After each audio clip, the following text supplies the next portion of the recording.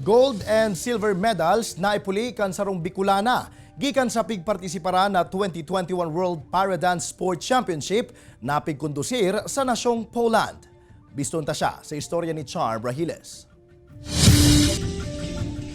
Dai naging ulang ang kakundian kan sarong 28 anyos na si Jonna Peña para mapabali sa 2021 Polish Open World Qualifying Round asin matrayumpong naipuli sa Pilipinas ang sarong gold asin silver medal gikan sa 2021 World Paradance Sport Championship na isinagibo sa Warsaw, Poland.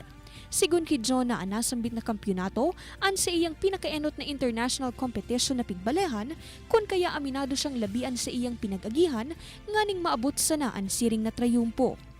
First time ko din po na makaawi din po ng malaking medalya na talagang dinala ko po yung bansa natin.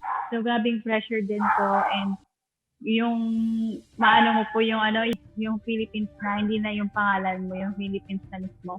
Kaya nung time na tunawag po yung yung bansa nung pag-award na, napakasarap po na sa feeling. Istorya ni Jonna bago sa na siya sa siring na sport, kung kaya dai niya piglalaoman ang pagkasungkit tulos kan trayumpo. Sigun kaya kay Jonna, para table tennis talagaan sa iyang ginigibo poon kan siya maimbwelto sa aksidente kan taong 2010 na naging rason kan pagkaputol kan sa iyang sarong bitis.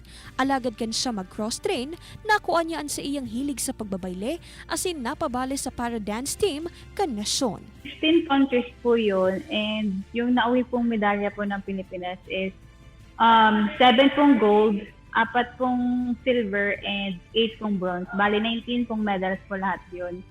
Tapos ako po, ang nakuha ko naman po is 1 pong gold and 1 silver. Dagdag pa ni Jonna ang sa iyang pinangganahan iyo ang kategoryang freestyle combi class as in duo standard class. Sa ibong kaini, mauot man ni Jonna na maging inspirasyon sa ibang tao na dawa labian pinag-agihan sa buhay, may paglaom pa man giraray na nagahalat para sa mga ini. Sobrang mahirap po para sa akin, lalo't na po may kapansanan po ako. May times po talaga na may discrimination ka. May times din talaga na paano to magagawa ko po ba to maisip mo. Pero kapag ginawa mo naman po siya talaga, parang hinayaan mo din talaga yung mga what ifs mo, magagawa at magagawa mo. And ma-amaze ka po talaga sa mga nangyayari sa'yo.